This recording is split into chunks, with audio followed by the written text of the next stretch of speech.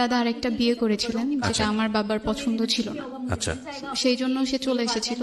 আচ্ছা। আর আরেকটা রিজন হচ্ছে দাদার কাছ থেকে আমার চাচারা যারা ছিলেন তারা জোর করে সব সম্পত্তি লিখে নিয়েছে। ওকে। এই জন্য বাবা ওখানে আর যায়নি। আচ্ছা, এরপরে জানি মানে যাইনি। হ্যাঁ, ওকে, ঠিক আছে, হ্যাঁ বলেন তারপর। বেড়ে ওঠা ভালোই চলছিল। আমি ছোটবেলা থেকে ছবি আঁকতে খুব পছন্দ করতাম। মানে আপনি কি প্রথম সন্তান নাকি? না, ভাইয়া প্রথম সন্তান। তার মানে ভাইয়া আপনারা এক ভাই এক বোন। হ্যাঁ হ্যাঁ। ভাইয়া যখন স্কুলে বাবা কি যেত, করতো? আমার বাবা গাড়ি চালাতো। বাবা ট্যাক্সি ক্যাব ছিল, Okay. সিএনজিও ছিল। একটা নিজে? বাবা চালাতো। নিজে? হ্যাঁ, হ্যাঁ। নিজে। চলছিল সবকিছু ভালোই। আমি ভাইয়ার সাথে স্কুলে যেতাম। আমার পড়াশোনা খুব ভালো ছিল বলে আমাকে প্লেতে না ভর্তি করে নার্সারিতে ভর্তি করা হয়। আচ্ছা। তো টিচার আমাকে ভর্তি করতে চায়নি, বললো যে এত ছোট বাচ্চা পারবে না। তো তবুও আম্মু বলছে যে নার্সারিতে ভর্তি করেন, যদি সে না পারে তাকে নিচের ক্লাস নামাই দিন। আমার নানা ভাইয়ের খুব ইচ্ছে ছিল আমাকে মাদ্রাসায় পড়ানোর। যখন আমি ক্লাস 1-এ উঠি তখন আমাকে একটা মাদ্রাসায় ভর্তি করে দেওয়া হয়, সেটাও ঢাকাতেই। সেখানেও পড়াশোনা খুব ভালো ছিল। আমি ক্লাস 5 পর্যন্ত মাদ্রাসাতেই পড়ি। ক্লাস 5 পর্যন্ত সবকিছু ঠিক ছিল, কিন্তু আমার বাবা প্রায় সময় অসুস্থ থাকতেন, যে কারণে আমাদের ফিনান্সিয়াল সাপোর্ট দেওয়াটা তার জন্য খুব কঠিন হয়ে যেত। বাবা অসুস্থ থাকার কারণে পড়াশোনা কন্টিনিউ করতে করতেও মাঝে মধ্যে সমস্যা হতো। লাইক প্রাইভেট পড়তে পারতাম না ঠিক মতো, বা আমাদের ঠিক মতো বাসায় বাজার করা হতো না। তবুও মা হচ্ছে একটা জিনিস বলতো সবসময়, যে না খেয়ে থাকবো কিন্তু কাউকে বুঝতে দিব না যে না খেয়ে আছি। তাতে হয়তো বা আত্মসম্মান বোধটা থাকে। যখন আমি ক্লাস 7-এ উঠলাম তখন আমার বাবা অনেক বেশি অসুস্থ হয়ে যান। সে বেড রেস্টে ছিল, বিছানা থেকে উঠতে পারতো না। তো বাবা অসুস্থ হয়ে যাওয়ার পরে আম্মু ডিসাইড করে যে আম্মুকে কিছু একটা করতে হবে, আমাদের পড়াশোনাও কন্টিনিউ করাতে হবে। এই জন্য আম্মু সিদ্ধান্ত নেয় যে সে বাংলাদেশের বাইরে চলে যাবে। বাবার ইচ্ছে ছিল না, সে চায়নি যে আম্মু বাংলাদেশের বাইরে চলে যাক, ওখানে গিয়ে কিছু একটা করুক। আব্বুর ইচ্ছে ছিল সবসময় যে আমরা সবাই একসাথে থাকবো, যাই করি না কেন একসাথেই থাকবো। এরপর আম্মু বাবার বিরুদ্ধে গিয়েই তার পাসপোর্ট করে, ভিসার জন্য অ্যাপ্লাই করে, আর একটা সময় হয়েও যায়। তো আমার নানা মারা যায় 2012-এ আগস্টে। তো তখন আম্মুর প্রায় যাওয়ার ডেট চলে আসছে। কোথায়, কোন দেশে? জর্ডানে। জর্ডানে? হ্যাঁ। তখন তুমি ক্লাস 7-এ পড়ো? হ্যাঁ, আমি তখন ক্লাস 7-এ পড়ি। 2012-এর সেপ্টেম্বরের 17 তারিখে আম্মু বাংলাদেশ থেকে চলে যায়। এটা তোমার বাবার একেবারে অনুমতি? হ্যাঁ, কোনো আমার ইচ্ছে ছিল না। কি পেশায় যায় উনি তখন? Home servant. Home servant. কত সালের কথা বলছো? 2012। 2012। এই বিষয়গুলো একটু খেয়াল রাখবেন। হ্যাঁ। তো যখন বাবা আম্মুকে যেতে দিতে চায়নি, তো আমরা যখন এখানে ছিলাম আম্মু তো ওখানে ছিল, মানে সে একটু খাপছাড়া ভাবের হয়ে গেছিল।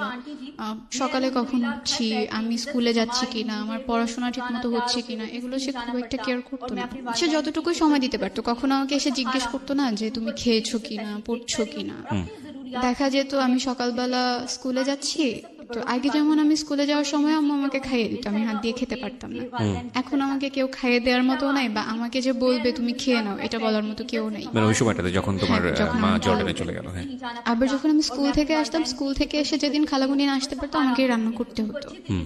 এমন হতো যে রাতে আর সকালে দুটা রান্না করে রাখছি আমি রাতেই। এই ক্লাস 7-এ পড়া অবস্থায়? হ্যাঁ, তখন থেকেই আচ্ছা। আমাদের রান্না করতে হতো। ভাইয়া মাঝে মাঝে হেল্প করতো। তোমার ভাইয়া তখন কি করতো? ও তো তোমার চেয়ে বয়সে বড়। ভাইয়া বয়সে বড় হলেও আমরা একই ক্লাসে পড়তাম। কেন? ভাইয়া পড়াশোনায় খুব একটা ভালো ছিল না, যার জন্য ওকে নিচের ক্লাস নামাই দেওয়া হয়েছে। তোমার চেয়ে বয়সে কত বছরের বড় ছিল? 2 বছর। 2 বছর। ওকে। তো খারাপ লাগতো তখন, মনে হতো আম্মু থাকাটাই হয়তো বা অনেক বেশি ভালো ছিল, কারণ আম্মু থাকলে তো আমার কেয়ার করতো। বাবা কি তখনও বেড রেস্টে? না, তখন আবু টুকিটাকি কাজ করতে পারে, তবে খুব একটা না। আচ্ছা, মানে উনি শারীরিকভাবে অসুস্থ ছিলেন? হ্যাঁ, সব সময়ই নাকি সে অসুস্থ থাকতেন। তার প্রেশার যে কোনো সময় ফল করতো। ওকে। তার ডায়াবেটিস ছিল। ওকে। আমি একদিন আমার যখন পরীক্ষা চলে আসে, আমার টিচার বাসায় কমপ্লেন করে যে ও ঠিক মতো ক্লাসে পড়া দিতে পারছে না। তো আমার গার্ডিয়ান হিসেবে বাবাকে ডাকায়। বাবা যখন যায় বাবাকে বলে যে সে আগে খুব ভালো ছিল স্টুডেন্ট, এখন সে নিয়মিত ক্লাসে পড়া দিতে পারছে না। তো তখন বাবা আর কি টিচারকে বলে ওর আম্মু তো এখন নাই, হয়তো বা সে থাকলে ওকে অন্যভাবে পড়াতো। তখন টিচার আমাকে একটু ভালোভাবে পড়ানো, মানে বোঝানোর চেষ্টা করে যে না তুমি পড়ো, যেভাবে পারো পড়ো, ক্লাসের পড়াটা অন্তত ক্লাসে কভার করে ফেলো, যাতে তোমার পরীক্ষায় খারাপ রেজাল্ট না হয়। জি। আমার নানু এসে কয়েকদিন ছিল আমাদের সাথে, আমাদের টেক কেয়ার করেছে আম্মু যাওয়ার পর। আমার যখন পরীক্ষা চলে আসে তখন তো আমার পক্ষে রান্না করা পসিবল ছিল না। তো আমার খালামুনিকে নিয়ে আসে গ্রাম থেকে। আমার ছোট খালামুনি তখনও বিয়ে হয়নি, সে আমাদের বাসায় এসে স্টে করে, সে পড়াশোনা করতো না। তো রান্না টান্না করতো, আমার সাথে স্কুলে যেত, আমাকে পরীক্ষা দিয়ে আবার নিয়ে আসতো, কোচিং এ যেতাম তখনও সে আমাকে দিয়ে আসতো।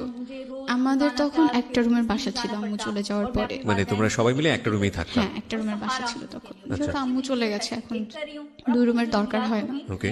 যখন খালামুনি আসছে তখন আমার খুব আনইজি ফিল হতো, একটা বেড কিভাবে শেয়ার করবো আমরা সবাই। তো আমি আর খালামুনি নিচে ঘুমাতাম, ভাই আর আব্বু উপরে থাকতো। তো আমার পরীক্ষা শেষ হওয়ার পরে বাবাই ডিসাইড করে যে এইভাবে তো আসলে হচ্ছে না, ওদের পড়াশোনায়ও ক্ষতি হচ্ছে। তো আম্মু, বাবা, নানু সবাই মিলে সিদ্ধান্ত নেয় যে আমরা নানু বাড়িতে চলে যাব, ওখানেই থাকবো, ওখানেই পড়বো। তখন তোমরা ঢাকাতে? হ্যাঁ, তখন আমরা ঢাকাতে। 2013-এ আমি ভাইয়া দুজনেই গ্রামে চলে যাই নানু বাসায়। তো সেখানে স্কুলে ভর্তি হই। যাওয়ার পরেই না নানুর বাড়ি সবাই- কোথায় ছিল? নানুর বাড়িটা শরীয়তপুরে ছিল। শরীয়তপুরে। ওকে। তো শরীয়তপুরে যাওয়ার পরে ওখানকার একটা স্কুলে ভর্তি হই। স্কুলে অনেক পরিচিত মানুষ ছিল, আশেপাশের যত কাজিনরা ছিল ওরাও পড়তো। তো ওখানে যাওয়ার পরে একটা একটা করে সবাই ছড়াতে থাকে, ওর মা তো বিদেশে থাকে। আমি এই ব্যাপারগুলো সবসময় হাইড করে আসতাম না, আমি কাউকে বলবো না যে আমার মা বাইরে থাকে। আমি কেন শুরু থেকে- তোমার এই পারসেপশনটা কেন? না, আমার কাছে খারাপ লাগতো বলতে যে আমার মা আমার সাথে থাকেন না, সে বাইরে থাকেন। আমার কাছে খারাপ মানে তোমার মা বিদেশে থাকেন, এই বিদেশে থাকা ব্যাপারটা খারাপ লাগতো নাকি তোমার মা তোমার সঙ্গে থাকে না এটা খারাপ লাগতো? আমার সাথে থাকে না এটাই আমার কাছে বেশি খারাপ লাগতো। আর বিদেশে যে থাকে না এটা বলতে খারাপ লাগতো, কারণ বললে ভাববে কি যে ও কি যেন হয়েছে, এই জন্য মেয়ে বিদেশে থাকে। এটা তুমি জানলে কিভাবে? মানে এটা তুমি তোমার তো বয়স অনেক অল্প, ক্লাস 7 এ আমি পড়ো। যখন নানু বাড়িতে গেলাম, তো যাওয়ার পরে বলতো আশেপাশের মানুষ, হ্যাঁ ওর মা বিদেশে থাকে, এই মেয়ে তো মানুষ হবে না, এই ছেলে তো মানুষ হবে না। তো আমার মনে হতো আমি যদি আমার কোনো ফ্রেন্ডের কাছে গিয়েও এই ব্যাপারটা শেয়ার করি, সবাই হয়তো এটাই বলবে, না ও তো একটু অন্যরকম, ওর মা তো থাকে না কাছে, ওকে কে কিভাবে কিছু শিখাবে। ওকে, তো তার মানে তুমি সারাউন্ডিং থেকে মোটামুটি বুঝতে পারছো যে তোমাদের এই বিষয়টাকে পরিবেশ ভালোভাবে দেখছে না। জি। আচ্ছা, তো তারপর থেকেই তোমার কাছে বিষয়টা আনইজি লাগতো। হ্যাঁ, তোমার মাকে টাকা পয়সা পাঠাতো তখন? হ্যাঁ, পাঠাতো। প্রতি মাসে টাকা আমার পয়সা? স্যালারি তখন খুবই কম ছিল, জাস্ট কোনো রকম চলে যেত আমাদের। আচ্ছা ঠিক আছে, হ্যাঁ বলো তারপর। আমরা যে নানু বাড়িতে থাকছি এই ব্যাপারগুলো আমার মামা, মামি এরা সবাই একটু অপছন্দ করতো। তারা চাইতো না আমরা এখানে থাকি, বারবার বলতো ঢাকাতে থাকলে কি সমস্যা হতো, এখানে কেন থাকছে। যেটা হতো যে নানু 1 মাসের জন্য ঢাকায় চলে আসছিল, তখন বাসায় আমি, ছোট খালামুনি, আব্বু, ভাইয়া 4 জন ছিলাম। একদিন যখন আমি আসলাম স্কুল থেকে, তখন এসে আমি দেখলাম যে আমার বাবা আর আমার খালামুনি আমাকে দেখে দুজন আলাদা হয়ে যায়। তো ব্যাপারটা দেখে আমার কাছে খুব আনইজি ফিল হয় যে কেন তারা এইভাবে কেন থাকবে। এই ব্যাপারগুলো আমি সহ আমার ভাইয়াও বেশ কয়েকবার নোটিস করে। তো ওর কাছে মেবি বিষয়গুলো খারাপ লাগছে। কোন ক্লাসে পড়ো তখন তুমি? আমি তখন ক্লাস 8-এ পড়ি, Class 8 2013-এ।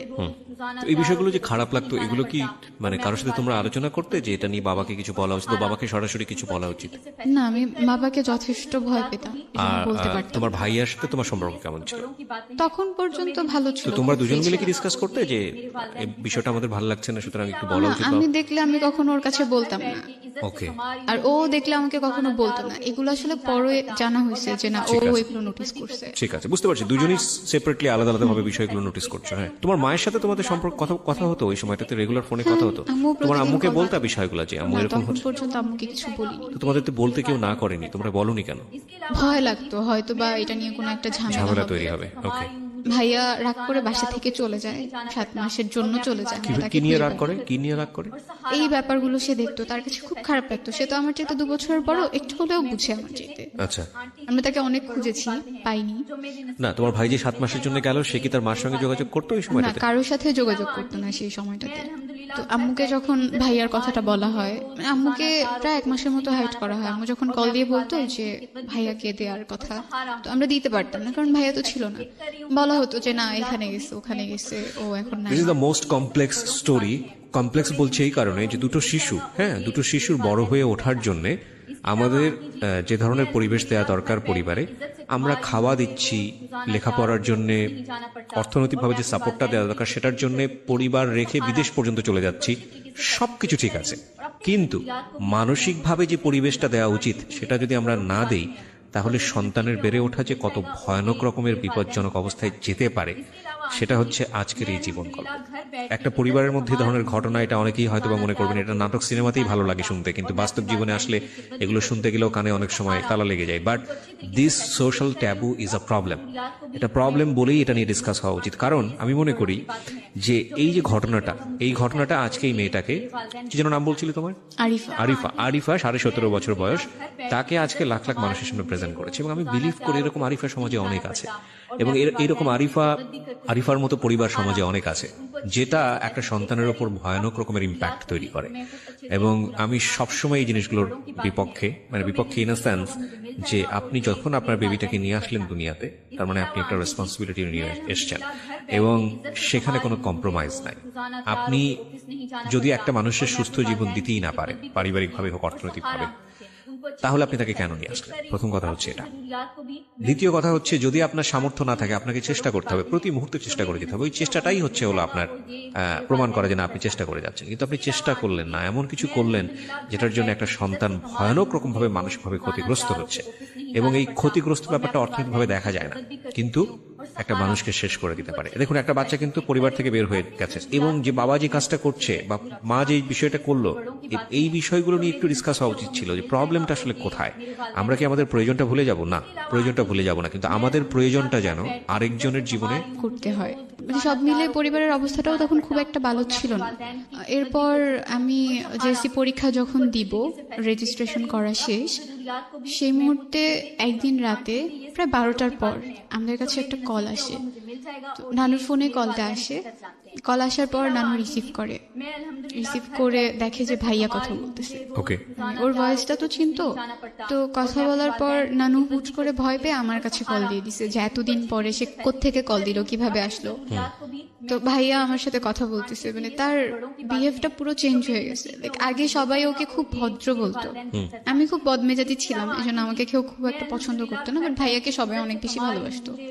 এখন ওর সাথে যখন আমি ফোনে কথা বলছিলাম, আমার কাছে মনে হচ্ছে সবকিছু কেমন যেন চেঞ্জ, ওর কথাবার্তা, আচরণ। আর সে আমাকে তখন একটা কথা বলছিল যে আমি এখন সিগারেট খাচ্ছি। এই হ্যাবিটটা তার কখনোই ছিল না। এটা বলার পরে আমি ফোনটা কেটে দিছি ভয়ে, যে এটাকে আসলে আমার ভাই, সে তো আমার সাথে এই ধরনের কথা কখনো বলেনি। ভয় পেয়ে কেটে দেওয়ার পরে নানু আমাকে জিজ্ঞেস করলো কি হয়েছে। তো আমি বললাম যে ও আমাকে বলতেছে ও সিগারেট খাচ্ছে। এটা বলার পরে সে আবার কল দিয়ে কথা বলে। তো নানু তখন জিজ্ঞেস করে আব্বুর কাছে কল দিচ্ছে কিনা, বা আম্মুর সাথে কথা হয়েছে কিনা। তো তখন ও বললো যে আম্মুর তো নাম্বার নাই আমার কাছে, বাট আব্বুর সাথে কথা হয়েছে। আব্বু বলছে যে কালকে আব্বুর ওখানে যেতে, আমি কালকে ওখানে যাবো। তো ও আসলো। কয়েকদিন সে ঢাকাতে ছিল, আমার মেজো খালামণির ওখানে ছিল। তারপর তাকে শরীয়তপুরে নিয়ে আসা হয়। তখনও সবকিছু ভালোই চলছে। আমার না, কিন্তু তোমরা জিজ্ঞেস করলে না তুমি কোথায় ছিলা এতদিন যাবত, কি কেন সিগারেট খেয়েছো, কি প্রবলেম, কি হচ্ছে? সে বলতো যে তার কাছে ভালো লাগেনি, তার পড়াশোনা ভালো লাগতো না, এই জন্য সে চলে গিয়েছিল। এক্সাক্ট রিজনটা সে তখন পর্যন্ত বলেনি কাউকে। ওকে, কারণ বাসায় আসার পরে সে জানে যে এখন পর্যন্ত সবকিছু ঠিকঠাক, ওই ব্যাপারগুলো এখন পর্যন্ত কেউ জানে না, এজন্য সেও বিষয়টা এড়িয়ে যায়। আবার যখন পরীক্ষা কাছে আসে, আমার মামারা সবাই একদিন বাড়িতে আসে। আসার পরে আমি শুনছি যে আমাকে দূরে রেখে তারা সবাই কিছু একটা নিয়ে ডিসকাস করছে, আমাকে ব্যাপারগুলো জানতে দিচ্ছে না। আমার পরীক্ষা যখন চলে আসছে তার 2 দিন আগে আমি ঘুমিয়ে পড়ছি। তখন ছোট খালামণির সাথেই ঘুমাই। আমি আর খালামণি ঘুমানোর পরে রাত 2টা বাজে আমার ঘুম ভেঙে যায়। আমি প্রচুর এফএম শুনতাম, মিডনাইট পর্যন্ত এফএম শুনতাম। তো শুনতে শুনতে ঘুমিয়ে পড়তাম। সেদিন এফএমটা শোনা হয়নি, মামারা সবাই বাসায় ছিল, এই জন্য 2টা বাজে যখন আমার ঘুম ভেঙে যায়, আমি তখন বাইরে খুব শাউট শুনতে পারি, যে সবাই খুব চিল্লাচিল্লি করছে আর বলছিল আমার নাম নিয়ে যে ওকে তো এখানে রাখা যাবে না, ওকে এখানে রাখলে আমরা কেউ এই বাড়িতে আসবো না। আমার বড় মামিও বলছিল যে ও কেন এখানে থাকবে, এত কিছুর পরে আপনি ওকে এখানে রাখতে চান। এগুলো আমার নানুকে বলার পরে নানু জাস্ট বলছিল যে আমি ওকে ফেলতে পারবো না, আমি ওকে কোথায় রাখবো, ও কার কাছে গিয়ে থাকবে, আমি ওকে আমার সাথেই রাখবো। যখন আমি এই কথাগুলো শুনছিলাম আমার কিছু খারাপ লাগছিল, আমি জানতে চাচ্ছিলাম যে কি এমন হয়েছে যার কারণে তারা আমাকে এই কথাগুলো বলতেছে যে আমাকে এখানে রাখবে না। পরীক্ষার আগের দিন রাতে আবার শুনতে পেলাম যে আমার বাবার সাথে আমার ছোট খালামণির অ্যাফেয়ার ছিল। আমি যখন এই কথাগুলো শুনলাম আমার মনে হলো আমার মাথার উপর আকাশ ভেঙে পড়েছে। মানে এটা নিয়ে রাতের বেলা গন্ডগোল হচ্ছিল? হ্যাঁ, এটা নিয়ে গন্ডগোল হচ্ছিল। এটা তোমার খালামণির বিয়ের পরে? হ্যাঁ, খালামণির বিয়ের 3 থেকে 4 মাস পরে আস্তে আস্তে জানতে পারলাম যে তোমার বাবা তখন কোথায় ওই সময়? বাবা তখন ঢাকাতে। আচ্ছা। সে তখন ঢাকাতেই ছিল, ঢাকাতেই থাকতো। তো যখন এগুলো হয়, এই কথাগুলো যখন হচ্ছিল, তখন খালামণি নানু বাসায় ছিল। তার হাজবেন্ডের সাথে তার তখন ঝামেলা চলছিল। এই ব্যাপারগুলো নাকি আরো প্রায় 2 মাস আগে থেকে কথাবার্তা হচ্ছিল, কিন্তু এইভাবে না। তখন পর্যন্ত খুব একটা কেউ জানতো না। বড় মামার বাসায় নাকি ছোট খালামণির হাজবেন্ড বেড়াতে যায়, সেখানে গিয়ে সে মামা আর মামির সাথে এই কথাগুলো শেয়ার করে যে এরকম এরকম একটা কিছু হয়েছে। যখন আমাকে এগুলো বলা হয়, আমাকে একদম আমার নানু সামনাসামনি বলছিল যে তোর বাবাকে আমরা এত ভালো জানতাম, তোর বাবা এই কাজটা কিভাবে করলো। আমি তখন পড়ছিলাম, পরীক্ষা পরের দিন। আমার কাছে প্রচন্ড খারাপ লাগছিল, আর আমি বিশ্বাস করতে পারছিলাম না যে আমার বাবা এমন কিছু একটা করতে পারে। আর এখন যে এই ব্যাপারটা অনেক দূর এগিয়ে গেছে, যেখানে আমার আম্মু আমার খালামণিকে অনেক বেশি আদর করতো, তার জামা কাপড় থেকে শুরু করে এভরিথিং আম্মুই দিত। আমার পরীক্ষার আগের দিন পর্যন্ত তো এগুলো ঠিক আছে, আম্মুর সাথে আমার তখন পর্যন্ত কথা হয়নি। আমি যে আম্মুকে ফোন দিয়ে বলবো যে মা এগুলো এগুলো তো ঘটছে, তুমি কি কিছু জানো কিনা, সেই সুযোগটাও আমি পাইনি। পরের দিন আমার পরীক্ষা, আমার প্রথম পরীক্ষার দিন। মা বাবার কাছে তো সবাই দোয়া চায়, যদি দূরে থাকে তাও দোয়া চায়। আম্মুর সাথে কথা বলতে পারিনি, কিন্তু আব্বুকে আমি কল দিলাম। কল দেওয়ার পরে আমার বাবার প্রথম প্রশ্ন ছিল, তুমি কার সাথে থাকতে চাও, তোমার আম্মুর সাথে নাকি আমার সাথে? তো আমার আসলে অনেক খারাপ লাগে, আমি তো দোয়া চাওয়ার জন্য আব্বুর কাছে কল দিছিলাম। এইরকম কোনো একটা প্রশ্ন আমি আশা করিনি। আমি তখন কিছু বলিনি, কলটা কেটে দিছি। কেটে দেওয়ার পরে পরীক্ষা দিতে গেলাম। একদম হলে গিয়ে আমি লিখতে পারছিলাম, মানে আমার বারবার মনে হচ্ছে এসব কি হচ্ছে আমার চারপাশটায়। সবকিছু তো খুব ভালো ছিল, গোছানো ছিল, এগুলো কেন হচ্ছে? আমার বাংলা পরীক্ষাটা খুব খারাপ হয়।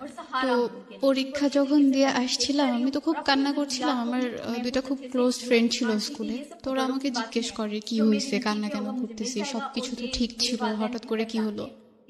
তো আমি তখন শুধু এইটুকু বলছিলাম যে আমার মামারা চায় না আমি আর নানু বাড়িতে থাকি, কিন্তু আমি এখান থেকে গিয়ে কোথায় থাকবো, আমার তো কারোর সাথে থাকার মতো জায়গা নেই। তো বলতেছে কেন, আঙ্কেল আছে না, আঙ্কেলের কাছে গিয়ে থাক, তোর তো এটা আরো ভালো একটা অপশন, ঢাকায় গিয়ে পড়তে পারবি, আবার সবকিছু আগের মতো হয়ে যাবে। তো আমি বললাম যে না, এটা পসিবল না, যেহেতু এখানে থাকা স্টার্ট করছে, আমি চাই এখান থেকে পড়াশোনাটা কন্টিনিউ করতে। আর নানু যতটা আদর করে এতটা আদর কেউ আমাকে করবে না।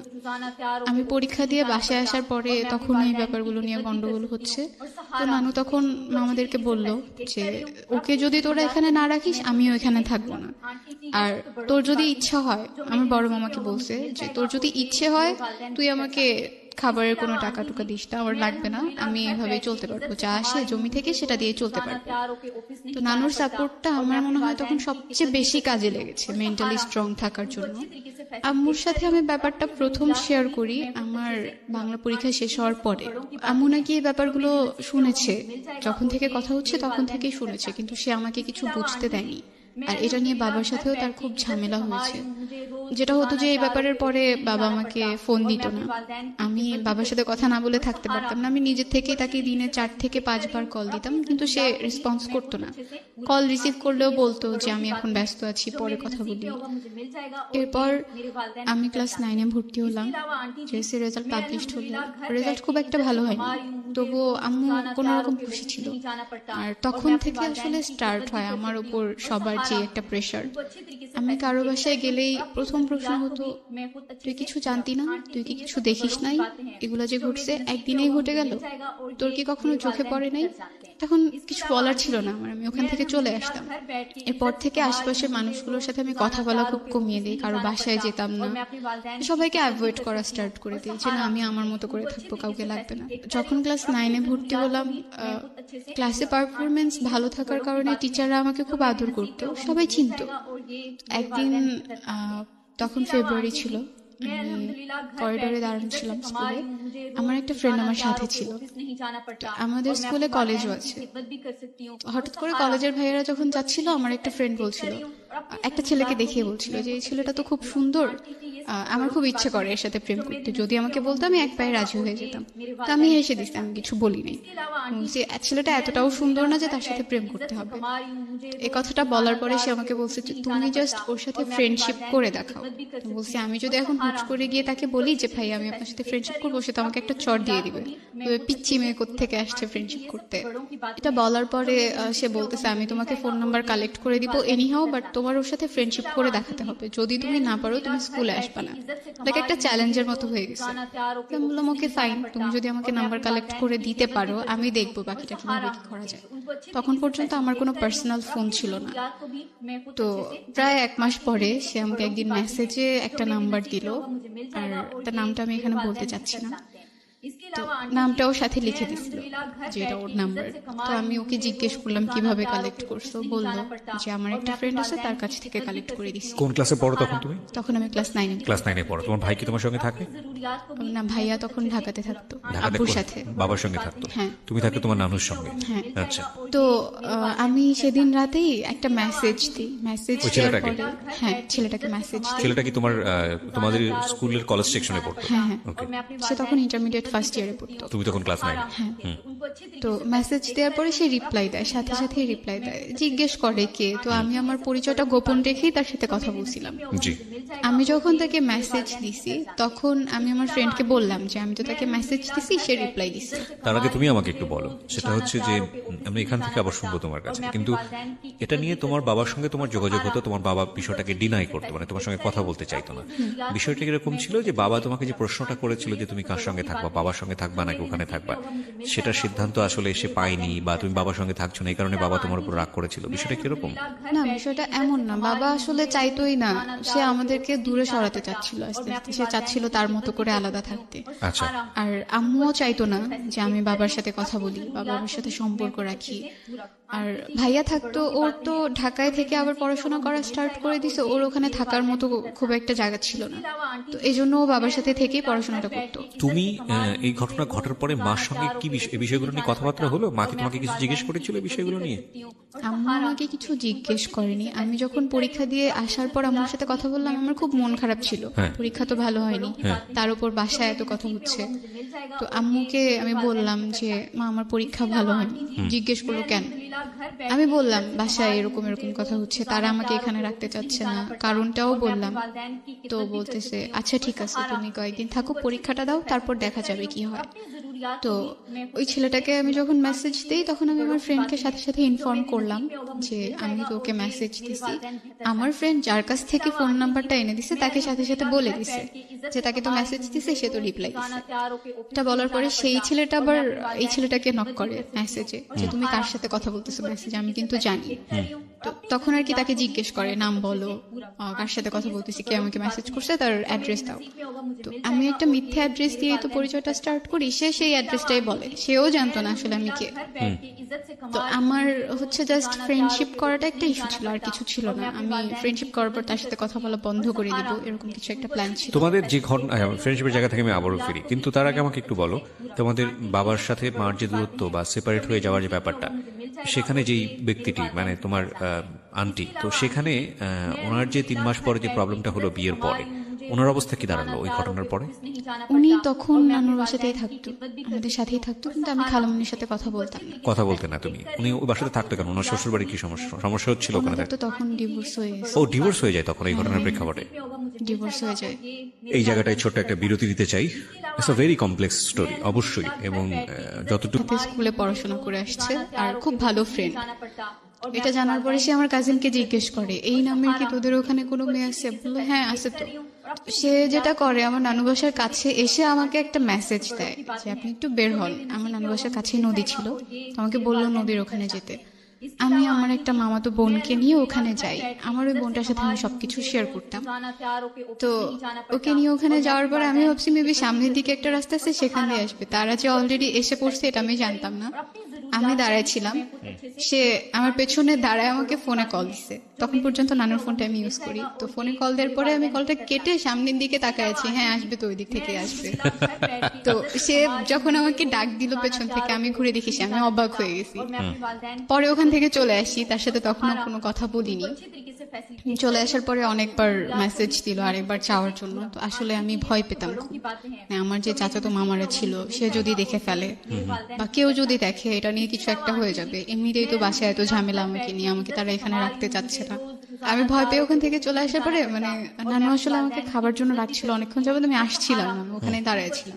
পরে চলে এসে খেতে বসছি, সে তো ননস্টপে আমাকে মেসেজ দিয়ে যাচ্ছে আরেকবার যাওয়ার জন্য, আমি আর যাইনি। তো সেদিন রাতে কথা হলো, আমি অনেক রাত পর্যন্ত এফএম শুনতাম, সেদিনও শুনছিলাম। সে তখন থেকে আর কি খুব কেয়ার করা স্টার্ট করলো, লাইক এত রাত পর্যন্ত এফএম শোনা ভালো না, ঘুমিয়ে পড়েন, পরদিন আপনাকে ক্লাসে যেতে হবে, গিয়ে ক্লাসের মধ্যে ঘুমাবেন, টিচার তো বকা দিবে। এরপর 2 মাসের মতো ভালোই চলছিল। হঠাৎ করে সে যেটা করা স্টার্ট করে, আমি যদি তাকে মেসেজ না দিই বা আমি যদি তার সাথে কথা না বলি, কোনো অকেশনে যদি আমি তাকে উইশ না করি, সে খুব রেগে যায়।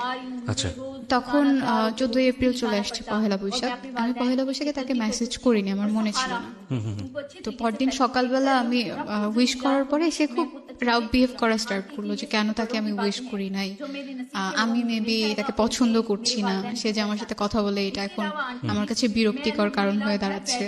আমি বললাম না, এমন কিছু তো না, আমি জাস্ট এমনিতে ভুলে গেছিলাম, এই জন্য আর উইশ করা হয়নি। সেটা নিয়ে সে অনেক রাগ দেখে আমার সাথে কথা বলা অফ করে দেয়। সো আমি ব্যাপারটা মেনে নিই, আচ্ছা ঠিক আছে, কথা না বলতেছে, আমার তো এমন আহামরি কিছু না যে তার সাথে আমার কথা বলতেই হবে। এবার যেটা সে করা স্টার্ট করলো, আমি যখন স্কুলে যেতাম, তার যত মেয়ে ফ্রেন্ড ছিল ক্লাসে, আমার সামনে এনে তাদের দিয়ে খুব কথা বলাতো, লাইক আমরাও দাঁড়ায় আছি, তারাও দাঁড়ায় আছে, আমাদের সামনে খুব কথা বলতেছে, হাসাহাসি করতেছে। বা আমি যদি আমার অফ পিরিয়ড যখন থাকতো, তখন বাইরে যখন দাঁড়ায় থাকতাম, সে আমার সামনে দিয়ে যেত, তার কোনো একটা মেয়ে ফ্রেন্ডের হাত ধরে যেত। মানে সামহাও এটা বুঝতে পারছেন যে আপনাকে নোটিস করছে কোনো না কোনো ভাবে। হ্যাঁ, নোটিস করছে, আর সে চাচ্ছে আমি একটু জেলাস ফিল করি, কিন্তু আমি এমনটা করিনি, আমার কাছে খারাপ লাগতো না। আমি যেটা করা স্টার্ট করলাম যে আমার ক্লাসে যত ছেলে ফ্রেন্ড ছিল তাদের সাথে আমি খুব একটা কখনোই কথা বলতাম না, বাট তখন থেকে কথা বলা স্টার্ট করলাম। তার ইন্টারমিডিয়েট ফার্স্ট ইয়ার ফাইনাল পরীক্ষা যখন চলে আসে, আমি যেই সিমটা, আমার একটা সিম ছিল, নানুর ফোন থেকে মেসেজ দিলে তো জেনে যাবে, বা কোনোভাবে যদি নানু জেনে যায় এই ভয়টাও পেতাম, এই জন্য একটা সিম কার্ড নিয়েছিলাম। সেই সিম কার্ডটা আমি অফ করে দিই যখন সে আমার সাথে কথা বলা বন্ধ করে দেয়। এনিহাও সে আমার নানুর নাম্বারটা কালেক্ট করে, আমার নানুর ফোনে সে একটাই মেসেজ দেয়, জাস্ট আমাকে বলে ওই সিমটা ওপেন করতে। তো আমি ভাবলাম এতদিন পর মেসেজ দিল, ওকে সিমটা ওপেন করে দেখি। সিমটা ওপেন করার পর 2টা মেসেজ আসে, অনেক সরি লেখা, অনেক কিছু লেখা। তো আমি তখনও রিপ্লাই দেইনি। আচ্ছা, আমাদের গ্রুপ ক্লাসগুলো যে হতো, সেগুলো তাদের কলেজ সেকশনেই হতো। তাদের ক্লাসগুলো শেষ হয়ে যাওয়ার পর আমরা ওখানে গিয়ে গ্রুপ ক্লাস করতাম। তো সেদিন তাদের প্র্যাকটিক্যাল পরীক্ষা ছিল, কৃষি শিক্ষার। তারা ওখানে পরীক্ষা দিচ্ছে, আমরা যে রুমে গিয়ে ক্লাস করছি সেই রুমের বাইরে ব্যালকনিতে তারা বসে পরীক্ষা দিচ্ছে টিচারের কাছে। তো তার পরীক্ষা শেষ হওয়ার পরে সে একদম এমন একটা জায়গায় গিয়ে দাঁড়ালো যেখান থেকে ক্লাসের বাইরে থাকলেও আমাকে দেখা যায়। আমার কাছে খারাপ লাগছিল যে কেন আমাকে এভাবে দেখছে, কেন এভাবে নোটিস করছে। আমি ওখান থেকে সরে সামনে গিয়ে বসি। তো সেদিন ক্লাসটা কন্টিনিউ করার পরে আমি আমার ফ্রেন্ডগুলোর সাথে ডিসকাস করলাম যে সে তো আমাকে এতবার সরি বলেছে, তো আমি কি তাকে রিপ্লাই দিব কিনা। তো বলতেছে আচ্ছা দাও, বাসায় গিয়ে কথা বলো, গিয়ে দেখো কি বলতে চায়। তো আমি বাসায় গিয়ে তাকে মেসেজ দেই, দেওয়ার পরে আবার সবকিছু নর্মাল হয়। সে অনেকবার সরি বলার পরে আবার কথা বলা স্টার্ট করি। আমাদের ফোনে খুব কম কথা হতো, হয়তো 2 সপ্তাহে একবার ফোনে কথা হতো, বেশিরভাগ সময়টা মেসেজে কথা বলতাম। 2-3 দিন যাওয়ার পরে আমি একদিন বলি যে আমার প্রচন্ড মাথা ব্যথা করতেছে, এখন মেসেজ করতে পারবো না, আমার খারাপ লাগতেছে। সে তখন আমাকে একটা মেসেজ পাঠায় যে বাসা তো খুব কাছে, আমি কি আসবো, দেখে যাবো। বলছি না, আপনার আসার দরকার নেই, আপনি কেন আসবেন। তো সে বলতেছে ওকে ফাইন, আমি মেসেজ করতেছি, যদি খারাপ লাগে তখন বলবেন যে হ্যাঁ খারাপ লাগতেছে। আর এর মাঝখানে সে আরেকটা টেক্সট করে যে আমি আপনার মাথায় হাত বুলাই দিয়ে আপনি ঘুমায় যান।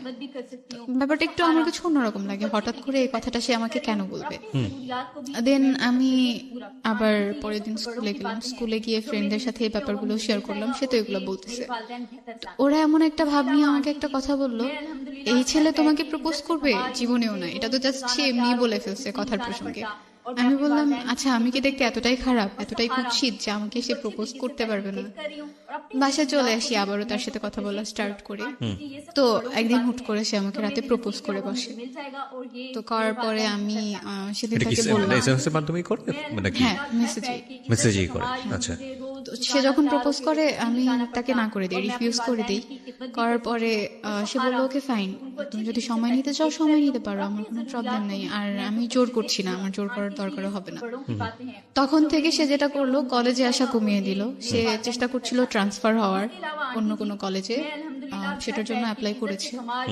তো আমার সাথেও তার খুব কম দেখা হতো। একদিন আমি একটা বিয়ের অনুষ্ঠানে গিয়েছিলাম, তো আমি একটা ব্ল্যাক কালারের ড্রেস পরা ছিলাম। তো সেদিন যখন আমি আসছি তার সাথে আমার রাস্তায় দেখা হয়। সেও একটা ব্ল্যাক কালারের ড্রেস পরা ছিল। তো ওদিন বাসায় আসার পরে মানে বলতেছে হ্যাঁ আজকে তো ম্যাচিং হয়ে গেছে ড্রেসেও। বললাম ম্যাচিং হয়ে গেছে, এটা তো আহামরি কিছু হয়নি, ম্যাচিং হলেই কি আর না হলেই কি। তো সে বলতেছিল যে হ্যাঁ আপনি মেবি আমার মেসেজে বিরক্ত হচ্ছেন, আমি আর মেসেজ করবো না। বললাম ওকে ফাইন, মেসেজ করার দরকার নাই। তবুও করতো, হঠাৎ করে 2-1টা মেসেজ করতো, আবার করতে করতে কথাও হতো অনেকক্ষণ পর্যন্ত। এর মাঝখানে যেটা হয় যে কোনোভাবে আমার নানু বুঝতে পারে ব্যাপারটা যে না ও কিছু একটার মধ্যে আছে, কারোর মানে সাথে আপনি কথা কিছু একটার বলতেছে। মধ্যে ফল ইন হচ্ছেন। হ্যাঁ, নানু আমাকে একদিন জিজ্ঞেস করে তুমি কি কারোর সাথে কথা বলো। আমি আসলে এই প্রশ্নটার জন্য তখনও প্রস্তুত ছিলাম না। আমি বললাম না তো, আমি কারোর সাথে কথা বলি না, সবকিছু ঠিক আছে। তো যেটা হয় যে সে আমাকে একদিন রাতে বলল সে বাংলাদেশে বাইরে চলে যাওয়ার জন্য ট্রাই করতেছে, চলে যাবে, পড়াশোনা আর করবে না, এখানে স্টপ থাকবে।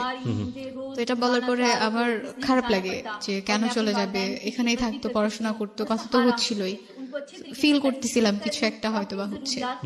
আর যেটা হতো আমার তো খুব একটা ফ্রেন্ড ছিল না, আমার সবসময় লোনলি ফিল হতো যে আমার সাথে কথা বলার মতো কেউ নাই, আমাকে কেয়ার করার মতো কেউ নাই, আমি কোথাও গেলে আমার সাথে ঘুরতে যাওয়ার মতো কেউ নাই।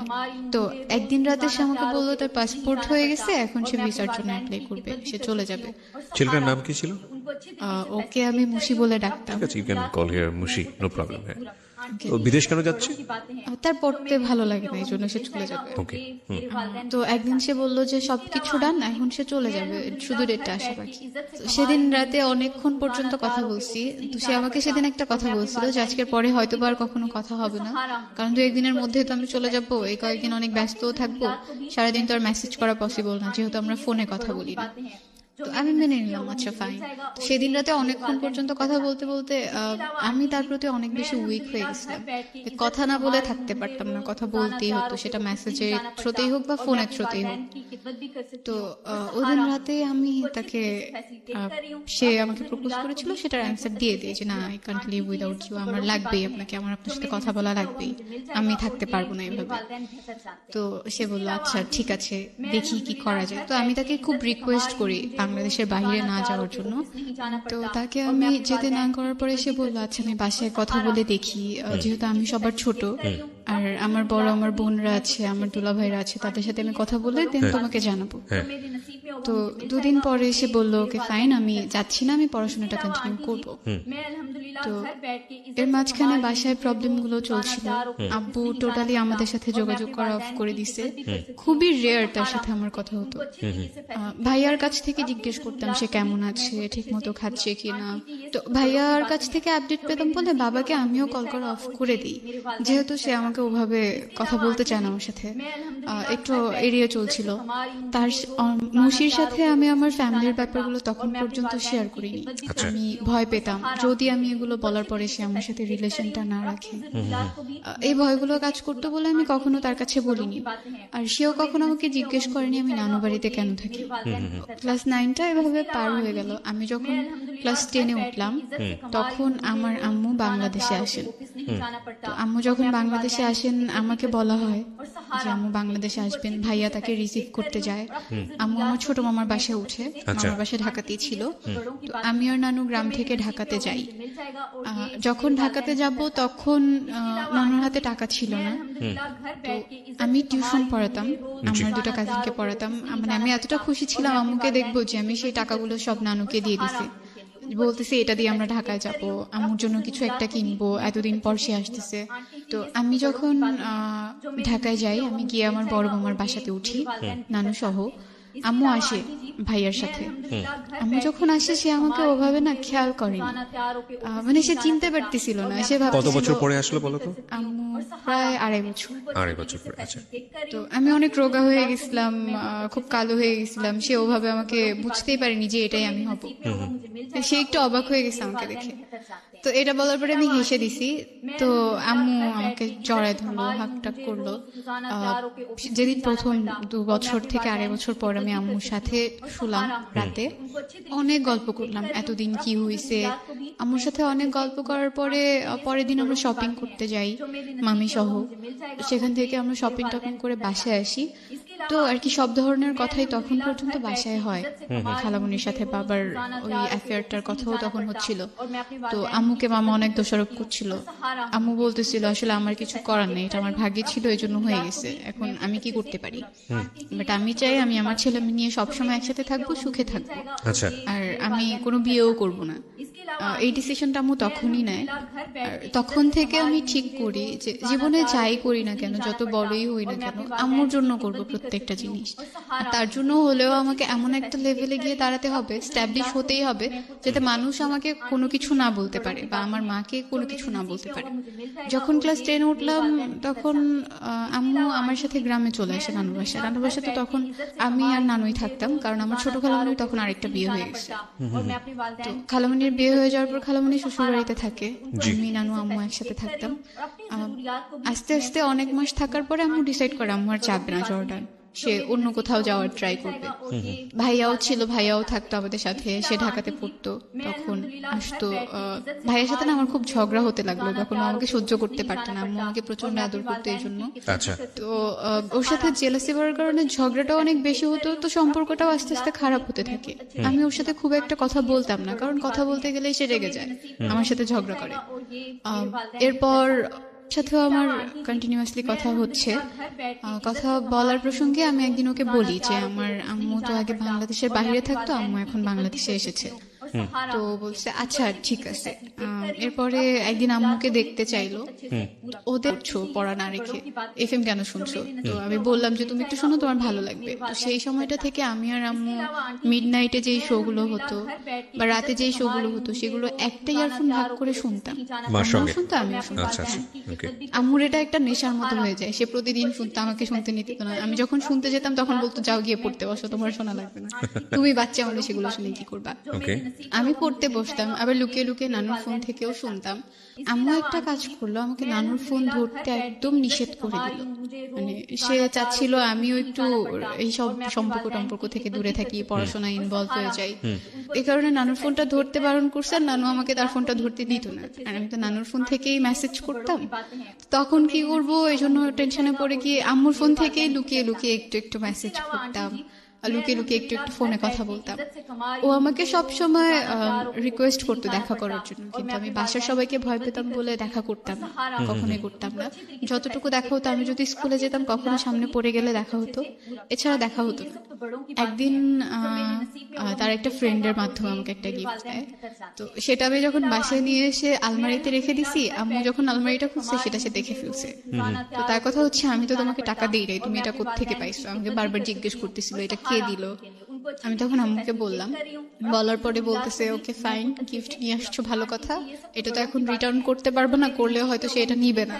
এরপর থেকে তুমি কখনো তার কাছ থেকে কোনো গিফট আনবে না, কোনো কিচ্ছু আনবে না, আমি যদি দেখি তুমি আনছো তো তোমাকে মার দিব। তো আমি বললাম আচ্ছা ঠিক আছে, আনবো না। আমার মা আমাকে একটা কথা বলছিল ওই দিন, যে এমন কিছু করো না যাতে সেও খারাপ থাকে তুমিও খারাপ থাকো, বা আমার মতোই তোমার সাথে কিছু একটা ঘটে। জি। তখন থেকে না এই ব্যাপারগুলো আমাকে খুব টাচ করা স্টার্ট করলো। আমার মনে হতে থাকলো হ্যাঁ, আমার যদি বিয়ে হয়, বিয়ের পরে যদি আম্মুর মতো কিছু একটা আমার সাথে ঘটে, আমার যদি সেপারেশন হয়ে যায় বা ডিভোর্স হয়ে যায়, এই ব্যাপারগুলো খুব বেশি টাচ করতো আমাকে। তবুও রিলেশনশিপটা আমি কন্টিনিউ করছিলাম। পরীক্ষার একদম আগ দিয়ে আমি আমার বয়ফ্রেন্ডের সাথে ব্যাপারগুলো শেয়ার করি, আমার ফ্যামিলিতে যা যা ঘটছে সবকিছু বলি, এক্সেপ্ট আব্বুর সাথে খালামুনির অ্যাফেয়ারটা বাদ দিই। এইটুকু স্কিপ করে পুরো ঘটনাটা বলি যে তাদের মাঝখানে একটা সম্পর্ক ছিল যার কারণে আম্মুর সাথে আব্বুর সেপারেশন হয়ে গেছে। তো তখন সে প্রথমবার এটা জানতে পারে, সে আমাকে তখন খুব সান্ত্বনা দেয়, কয়েকদিন খুব কেয়ার করা স্টার্ট করে, বাট তারপর থেকে সে আমাকে অ্যাভয়েড করা স্টার্ট করে দেয়। আমার সাথে কথা বলতো না, আমি কল দিলে কল কেটে দিত, আমি মেসেজ দিলে রিপ্লাই দিত না। আমার পরীক্ষা চলে আসছে বিধায় আমিও ওগুলোকে একটু সাইডে রেখে দিলাম, আমি আমার মতো করে পড়াশোনা করতে লাগলাম। পরীক্ষা দেওয়ার পরে 14 ফেব্রুয়ারিতে ভ্যালেন্টাইন্স ডে ছিল, সেদিন সে আমাকে একটা মেসেজ দিল। এই পরীক্ষা চলাকালীন তার সাথে আমার কোনো কথা হয়নি, তো মেসেজ দেওয়ার পরে শুধু সেই দিনটাই কথা হয়েছে রাতে মেসেজে। এর মাঝখানে আমার ভাইয়া পড়াশোনা টোটালি ছেড়ে দিছে বলে আম্মু ডিসাইড করে যে ওকে বাংলাদেশের বাইরে পাঠিয়ে দিবে। আমার আঙ্কেল থাকে মালয়েশিয়া, তো তার সাথে কথা বলে ভাইয়াকে মালয়েশিয়া পাঠিয়ে দেওয়া হয়। তখন আমার পরীক্ষা চলছে, আমার একটু মন খারাপও ছিল, ভাইয়া চলে গেছে। তো এটা নিয়ে ওর সাথে আমার মাঝে মাঝে কথা হতো যে ভাইয়া চলে গেছে, এখন তো কারোর সাথে আমি ঝগড়াও করতে পারি না, গল্প করার মতো কেউ নাই, তো খারাপ লাগে। আর আমি একদম একা হয়ে গেছি, পরীক্ষা বলে কোনো ফ্রেন্ডও আমাকে সময় দিতে পারে না, কারোর সাথে কথাও হয় না। তো সে একটু কোম্পানি দিত আমাকে, যতটুকু পারতো দিত। আচ্ছা, তো আমার যেদিন রেজাল্ট পাবলিশড হয় সেদিন সবার প্রথমে ওই আমাকে আমার রেজাল্টটা জানায়। তো আম্মুর ফোনে কল দিছে, তো আম্মু ভাবছে আমার কোনো ফ্রেন্ড মেবি, আম্মু আমাকে দিয়ে দিছে। তো আমি যখন বললাম আমার রেজাল্ট পাবলিশড হয়েছে আম্মু, সিজিপি এত, তো আম্মু বলতেছে কে কল দিছে। তো এখন তো বলতে পারতেছি না সে কল দিছে। তো আম্মু জিজ্ঞেস করতেছে তোমার ফ্রেন্ড কল দিছে, তোমার ফ্রেন্ডের রেজাল্ট দেয়নি? আমি বলছি না, ওর রেজাল্ট এখনো পাইনি। তো রেজাল্ট পাবলিশড হওয়ার পরে ডিসাইড করতেছিল সবাই আমাকে কোথায় রাখবে, কোথায় ভর্তি করবে। আমার ইচ্ছে ছিল ঢাকায় ব্যাক করার, ঢাকাতেই পড়ার, বাট আম্মু চাচ্ছিল না, কারণ থাকা খাওয়ার একটা প্রবলেম হবে, আর সে মেয়েদের কোনো হোস্টেলেও আমাকে রাখবে না। মানে গ্রামের মানুষের একটা ধারণা হচ্ছে হোস্টেলে থাকা মানেই মেয়েরা খারাপ হয়ে যায়। শরীয়তপুরে একটা মহিলা কলেজ আছে, সেখানে আমাকে ভর্তি করা হয় আমার একদম অনিচ্ছার বাইরে, আম্মু সবকিছু করে। ওখানে আমি যখন ভর্তি হই, বাসা থেকে কলেজে যেতে প্রায় 1 ঘন্টা লাগতো, অনেকটা জার্নি করতে হতো। আম্মু চাচ্ছিল না যে আমি বাসায় থাকি, আর মামারাও অনেক কিছু বলতো, মামুনি অনেক কিছু বলতো, আমার বড় মামি যে, এজন্য কেউ চাচ্ছিল না যে আমি বাসায় থেকে পড়ি। আমাদের কলেজের একটা হোস্টেল আছে, তো আম্মু আমাদের যে হোস্টেল সুপার ছিল তার সাথে কথা বলে আমাকে ওখানে ভর্তি করে দেয়। আমি প্রথম 1 মাস বাসা থেকে কলেজটা কন্টিনিউ করি, এরপরে হোস্টেলে উঠে যাই। আমার যখন রেজাল্ট পাবলিশড হয় আর আমি কলেজে ভর্তি হব, তার 2 দিন আগেই আম্মু আবার জর্ডানে চলে যায়। ওকে। তো চলে যাওয়ার পরে আমি 1 মাস কলেজ থেকে বাসায় যাতায়াত করতাম। পরে যখন আমি চলে গেলাম, তো আম্মু নানুর সাথে কথা বললো, মানে মামারা চাচ্ছিল যে নানু ঢাকায় চলে যাক, নানু ঢাকায় গেলে নানুকে তারা দেখবে, কিন্তু যদি নানু এখানে থাকে নানুকে তারা খাবার টাবার কোনো কিছু দিবে না। So, আম্মু নানুর সাথে একদিন কথা বললো, কথা বলে জিজ্ঞেস করলো আপনি কি চান, আপনি যদি চান ঢাকায় যেতে আপনি যেতে পারেন, কিন্তু যদি এখানে থাকেন আপনার সব দায়িত্ব আমি নিব, ওটা আপনার ভাবা লাগবে না। তো নানু ডিসাইড করলো যে সে গ্রামেই থাকবে, সে ঢাকাতে মামাদের বাসায় যাবে না। আম্মুই তখন থেকে নানুর দেখাশোনাটা করে আসতেছে।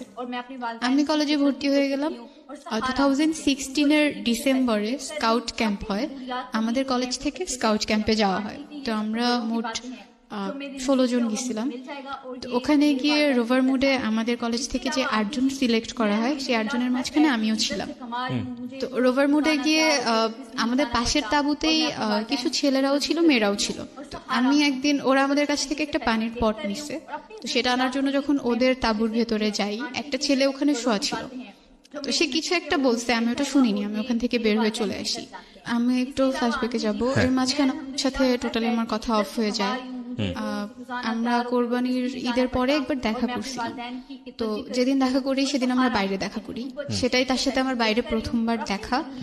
তো দেখা করার পরে ভালোই ছিল দিনটা, আমরা ফুচকা খেয়েছি, ঘুরেছি। এরপরে যখন আমি বাসায় আসলাম সেদিনও সে আমার সাথে কথা বলছে। এরপরে সে আমার সাথে একদম টোটালি কথা বলা অফ করে দিছে। আমি তাকে 1000বারও ফোন দিছি, সে কখনো আমার কল পিক করে নাই, আমার সাথে টোটালি কোনো যোগাযোগ করে নাই। আমি যখন হোস্টেলে চলে গেছি তখনও সে আমার সাথে আর যোগাযোগ করে নাই। ইভেন সে কেন আমার সাথে কথা বলতেছে না সেটার কোনো রিজনও সে তখন আমাকে দেয়নি। ওকে। তো যখন স্কাউট ক্যাম্পে গেলাম, ওখানে অনেক ছেলে কথা বলতে আসতো, কিন্তু কারোর সাথে আমি কথা বলতাম না। মানে আমার মনে হচ্ছিল ছেলেদের প্রতি আমার কেমন যেন একটা অ্যালার্জি তৈরি হয়ে গেছে, আচ্ছা। ওদের কাছ থেকে একটু দূরে থাকতাম। ওকে। ওখান থেকে যেদিন চলে আসলাম সেদিন আমার একটা ফ্রেন্ড ছিল হোস্টেলের, ও আমাকে একটা ছেলের কথা বললো যে তোমাকে পছন্দ করে, তোমার সাথে কথা বলতে চায়। তো আমি বলছি না, আমার নাম্বার টাম্বার দিও না, আমার কথা বলতে ইচ্ছে করে না, আমি কথা বলবো না। তো সেদিন আমরা একসাথেই ঘুমাই, তো একসাথে একদম স্কাউট ক্যাম্প থেকে এসে সেই সকালবেলা ঘুমাইছি, ঘুম ভাঙছে রাতে, মনেই ছিল না কখন সকাল পেরিয়ে দুপুর পেরিয়ে গেছে। তো ওর ফোনে ফোন দেয় সেই ছেলেটা, যে ছেলেটা ওর কাছে বলছে। ওই ছেলেটা ওকে ফোন দেওয়ার পরে ও বলে, আমাকে খুব রিকোয়েস্ট করে যে তুমি 5 মিনিট কথা বলো, তোমার সাথে কথা বলতে চাই। তো আমি 5 মিনিট তার সাথে কথা বলার পরে সে সবকিছু বলার পরে আমার ফোন নাম্বার চাইলাম, আমি তাকে আমার কন্ট্যাক্ট নাম্বার দেইনি। তো আমি তাকে একটু অ্যাভয়েড করে থাকলাম। আমার ফ্রেন্ডের রুমে আমি কম যেতাম, কারণ আমার মনে হতো আমি যদি ওর রুমে যাই ও হয়তো আমাকে বলবে ওই ছেলেটার সাথে কথা বলতে। তারপরের দিন আবার এরকম কথা বললো, তো কথা বলার পরে আমার মনে হলো যে আচ্ছা একটু কথা বলে দেখি কেমন, এতবার যখন রিকোয়েস্ট করছে কথা বলি। মানে তখন কি তোমার মুশির সঙ্গে সম্পর্কটা আছে? না, নাই। আচ্ছা, ওকে, ঠিক আছে, বলো। তো ওর সাথে কথা বললাম, 2-3 দিন কথা বললাম। এরপরে আমাদের হোস্টেলটা ছুটি দিয়ে দিছে, ফার্স্ট ইয়ার ফাইনাল এক্সাম শেষ, এজন্য ছুটি দিছে। তো আমরা সবাই বাসায় যাব হোস্টেল থেকে। তো যেদিন আমি বাসায় যাব, আমার ফ্রেন্ড যে ওই ছেলেটাকে বলে রাখছে যে তুমি আসবা, ওর সাথে তোমাকে দেখা করে দিব। এটা আমি জানতাম না, আর ওই ছেলেটাকে সেটাও আমি জানতাম না। আমাদের পাশের তাঁবুতেই নাকি ছিল, আমি তখনও তাকে দেখিনি। পরে আমি যখন বাসায় যাব তখন আমার ফ্রেন্ড ওকে ফোন দিয়ে আসতে বলে, ওর সাথে ওর 2টা ফ্রেন্ডও আসে। তো সেদিন আমি ওকে প্রথম দেখি, মানে আমার মনে হয়নি যে স্কাউট ক্যাম্পে যে 5 দিন ছিলাম, এই 5 দিন আমি তাকে একবারও দেখেছি। আমার একবারের জন্য মনে হয়নি, কেমন যেন অপরিচিত অপরিচিত মনে হচ্ছিল। তো আমরা তখন ডিসাইড করলাম বাসায় যাওয়ার আগে আমরা ঘুরতে যাব। তো শরীয়তপুরে একটা পার্ক আছে নড়িয়াতে, সেই পার্কে গেলাম, সবাই ঘুরলাম, অনেক ছবি টবি তুললাম। তো সেখান থেকে বাসায় চলে আসলাম। বাসায় এসে আমার ফোন থেকে কথা বললাম। তো কথা বলার পরে সে তো অনেক আগে প্রপোজ করে ফেলেছিল, বাট আমি তখন তাকে কিছু বলিনি। আমার ইচ্ছে ছিল এমনিতে কয়েকদিন কথা বলবো, এরপরে কথা বলা অফ করে দিব, আমার কোনো রিলেশনশিপে যাওয়ার ইচ্ছে ছিল না। তো হোস্টেল থেকে আবার যখন ব্যাক করলাম, আমি তখন শুধু একটা এয়ারটেল সিম কার্ড ইউজ করতাম, তার ছিল জিপি, কল রেট বেশি জিপিতে। তো সে আমাকে বললো একটা জিপি সিম কিনে নিতে, আমি আমার খালামণিকে দিয়ে একটা জিপি সিম রেজিস্ট্রেশন করে কিনে নিলাম। তো আবার যখন হোস্টেলে ব্যাক করলাম তখন জিপি সিম থেকে কথা হতো। একদিন রাতে আমি তাকে সবকিছু শেয়ার করব ভাবলাম, কারণ আমার মনে হচ্ছিল মুশির সাথে আমার ব্রেকআপটা হয়তো আমার ফ্যামিলি পারসেপশনের কারণেই হয়েছে। তো এই জন্য আমি চাইলাম এবার যদি আমি কোনো রিলেশনশিপে যাই, এইগুলোর জন্য যেন কোনো প্রবলেম আমাকে ফেস করতে না হয়। যদি সে সবকিছু মেনে রিলেশনটা কন্টিনিউ করতে চায় করবে, আর যদি সে না চায় এখন থেকেই বাদ দিয়ে দিব কথা বলবো না। তো আমার আগে যে রিলেশন ছিল সেটা বলেছি, এখনো যে তার সাথে আমার ফাইনালি ব্রেকআপ হয়নি এটাও বলেছি, আর আমার বাবা মার যে ব্যাপারগুলো ছিল সেগুলোও বলেছি। আমি নানু বাড়িতে থাকি, হোস্টেল থেকে যখন আমি বাসায় যাই আমি নানু বাড়িতেই যাই, এগুলোও তার কাছে বলেছি। So, মানে তুমি তোমার ব্যাকগ্রাউন্ড, বাবা মার বিষয় সমস্ত কিছু তাকে বলে নিয়েছো? সমস্ত কিছু বলেছি। আচ্ছা, এজন্যই বলেছি কারণ পরে এটা কি মুশি জানতো তোমার এই বিষয়গুলো? হ্যাঁ, কারণ সে তো তোমার কাজিনের এক ফ্রেন্ডই হয়, ক্লোজ ফ্রেন্ডই হয়। ওকে, হ্যাঁ। তো ওকে বলার পরে ও বললো ওকে ফাইন, আমার এগুলো নিয়ে কোনো প্রবলেম নেই, আর আমি আমার বাসায় কখনো এগুলো জানতেও দিব না, ওইভাবে সবকিছু প্রেজেন্ট করবো যাতে তারাও এই ব্যাপারগুলো না জানতে পারে। তো আমি মেনে নিলাম ওকে ফাইন। তো কথা বলতাম, আমি যেটা করতাম যে মুশির সাথে যখন রিলেশন ছিল আমি ফোনে কথা বলতাম না। ও চাইতো ফোনে কথা বলতে, আমি কখনো বলতাম না, বা ওর সাথে আমি দেখা করতাম না। আর এবার যেটা করা স্টার্ট করলাম যে আমি ফোনে কথা বলতাম, যতটুকু পারতাম ফোনে কথা বলতাম। আমি যখন বাসায় যেতাম, বাসায় তো একাই যেতাম, যাওয়ার সময় তার সাথে আমি দেখা করে তারপরে বাসায় যেতাম, যাতে ও কখনো এই জিনিসগুলোর জন্য আমাকে না বলতে পারে যে না তুমি তোমার সাথে ফোনে কথা বলো না, দেখা করো না। আমি চাইনি এই জিনিসগুলোর কারণে এই রিলেশনটাও নষ্ট হয়ে যায়। সবকিছু ভালোই চলছিল। তো আমার একটা রুমমেট আপু ছিল, সে আমাকে মানে ও খুব বেশি ফোন দিত বলে আমার রুমমেট আপু একদিন আমাকে বললো জাস্ট 6 মাস যেতে দাও, এই জিনিসগুলো আর থাকবে না এরকম, প্রথম তো এই জন্য এত ভালো লাগছে। ওকে, তো আমি ওকে বলি কথাটা যে আপু তো এরকম এরকম কিছু একটা। আমি এগুলো নিয়ে তার সাথে বেশ কয়েকবার কথা বলেছি, যখনই কথা বলতাম তখনই সে রাগ হয়ে যেত, আর আমাকে একটা কথাই বলতো যে তোমার সাথে রিলেশন করা আমার জীবনে সবচেয়ে বড় পাপ। একদিন মানে কথা প্রসঙ্গে বলতে বলতে সে একদিন আমাকে বলে উঠলো যে আমার মা তো কখনো তোমাকে মেনে নিবে না, তুমি যে ফ্যামিলির মেয়ে, যেমন একটা ফ্যামিলির ব্যাকগ্রাউন্ড আছে তোমার, এই ফ্যামিলির মেয়েকে তো কেউ কখনো বিয়েই করবে না, আর আমি আমার পাশে তোমাকে নিয়ে কিভাবে দাঁড়াবো। তো তখন আমি তাকে বললাম যে রিলেশনের আগেই তো আমি এগুলো সব বলে নিছি, এমন না যে আমি বলিনি, তো এখন কেন এইসব কথা আমাকে শুনতে হচ্ছে। তো বলছে তোমার যদি ভালো না লাগে তুমি রিলেশন না রাখো, আমার সাথে আমার কোনো প্রবলেম নাই। তখন আমার সেকেন্ড ইয়ারে উঠে যায় আর কি, আমার পড়াশোনার প্রেশারটা অনেক বেশি বেড়ে যায়, কারণ সেকেন্ড ইয়ারে খুব একটা সময় পাই না আমরা। ওর খুব ইচ্ছে ছিল, ফরহাদের খুব ইচ্ছে ছিল ডিফেন্সে জব করার। ওকে, সে আর্মিতে জবের জন্য খুব একটা ট্রাই করতে থাকে, তার হয়েও যায়। হয়ে যাওয়ার পরে জানুয়ারিতে, এই যে 2019 জানুয়ারিতে ট্রেনিং এ যাওয়ার কথা।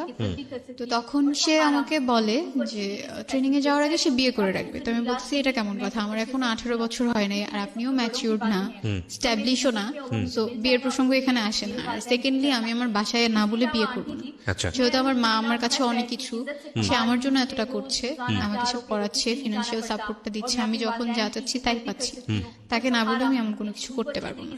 সে বললো যে না আমরা পরে বলবো, সমস্যা হবে না, বাট এখন বিয়েটা করে রাখবো। আচ্ছা, তো আমি একদমই মত দিইনি এটাতে। এরপর এই ব্যাপারগুলো নিয়ে না প্রতিদিন আমাদের মাঝখানে ঝগড়া হতো। সে বলতেই থাকতো দিনে বেশ কয়েকবার যে না এটা করতেই হবে, না করলে রিলেশন রাখবো না। তো এক পর্যায়ে আমি রেগে গিয়ে বলে দিতাম ওকে ফাইন, রিলেশন রাখা লাগবে না, বাট আমি বিয়ে করবো না। তখন আম্মুও জানে যে মুশির সাথে আমার কোনো রিলেশন নাই, আর এখানে এই রিলেশনটার ব্যাপারে আম্মু তখনও জানে না, আমি চাইনি সে জানুক আবার। এরপরে সে একদিন আমাকে অফার করে আমি যদি তাকে বিয়ে না করি তার সাথে আমার ফিজিক্যাল রিলেশনে যেতে হবে। এটা অফার করে? হ্যাঁ, আমার মানে খুব খারাপ লাগছিল যে কেন বিয়ে না করলেই কি এটা করতে হবে, এমন তো কোনো কথা নেই। তো সে আমাকে বলল যে তুমি তো তোমার আগের রিলেশন যার সাথে ছিল তার সাথে অনেক কিছু করে বেড়াইছো, আমি তো সবই জানি। এই কথাটা যখন সে আমাকে বলছে তখন আমি তাকে জিজ্ঞেস করলাম কিভাবে জানেন, কি করে বেড়াইছি, কি প্রুফ আছে আপনার কাছে, সেগুলো আমাকে দেখাতে হবে। তো বলতেছে না আমি কেন দেখাবো, আমি শুধু জানি যে হ্যাঁ অনেক কিছু হয়েছে, আর সেই তো আমাকে সবকিছু বলছে। তো ব্যাপারটা আমার খুব ইগোতে লাগে যে কেন আমাকে এভাবে সে বলবে। আমি তখন মুশির সাথে কথা বলি এই ব্যাপারটা নিয়ে, আর ওকে তখন আমি প্রথমবার বলি এই রিলেশনটার ব্যাপারে। এর আগে আমি নিজে কখনো ওকে গিয়ে বলি। অনেকদিন পরে এই সব ব্যাপার নিয়ে কথা বলাতে ও খুব একটা ইন্টারেস্ট দেখাচ্ছিল না এই ব্যাপারগুলো নিয়ে কথা বলাতে, যেহেতু তার সাথে আমার অনেকদিন পর কথা হচ্ছে। তো ওকে জিজ্ঞেস করার পরে ও জাস্ট বললো যে না তার সাথে আমার কথা হয়নি, একদিন জাস্ট আমাকে বলছে তোমার সাথে তার রিলেশন চলতেছে, এইটুকুই। এরপরে আমি তাকে ব্লক করে দিছি, এছাড়া তার সাথে আমার কোনো কথাই হয়নি। তো পরে বুঝতে পারলাম যে ফরহাদ এগুলো বানিয়ে বানিয়ে বলছে। আচ্ছা। এরপর আমি যখন ঢাকায় বেড়াতে আসি, ফরহাদও আসে ঢাকায় বেড়াতে। আসার পর 1 ঘন্টা সে আমাকে এই জিনিসটার জন্য ফোর্স করতে থাকে না তোমাকে এটা করতেই হবে যদি তুমি বিয়ে না করো। তো এর মাঝখানে আমার ইন্টারমিডিয়েট পরীক্ষাও চলে আসে, পরীক্ষাটা আমি দেই, আল্লাহর রহমতে পরীক্ষাটা আমার ভালো হয়েছে। তো পরীক্ষা ভালো হওয়ার পর আমি অ্যাডমিশন টেস্টের জন্য ঢাকায় আসি। ঢাকায় আসার পরে সে ঢাকায় আসে আবার, ফরহাদ ঢাকায় এসে আবার আমার সাথে দেখা করে। তো সেদিন প্রায় 2 ঘন্টার মতো আমি তার সাথে ছিলাম। সেদিনও সে এই একই ব্যাপার নিয়ে কথা বলতেছে। আমি চাচ্ছিলাম একটু ভালো সময় কাটাতে, আমি চাচ্ছিলাম তাকে সব খুলে বলতে, তাকে বোঝাতে যে না এটা করা ঠিক হবে না, এটা কেন করবো, আর বিয়েও যদি করি সেটাও পরে করবো, এখনো তো বিয়ের বয়স হয়ে যায় না যে এখনই বিয়ে করা লাগবে। এটা বলার পরে সে খুব রাগ করে আমার সাথে, আর আমার সামনে তার ফোনের যে সিম কার্ডটা ছিল সেই সিম কার্ডটা ভেঙে ফেলে। ভেঙে ফেলার পর আমাকে বলে আজকের পর থেকে আমি তোমার সাথে কখনো কথা বলবো না। আমাকে ফাইন, কথা বলা লাগবে না।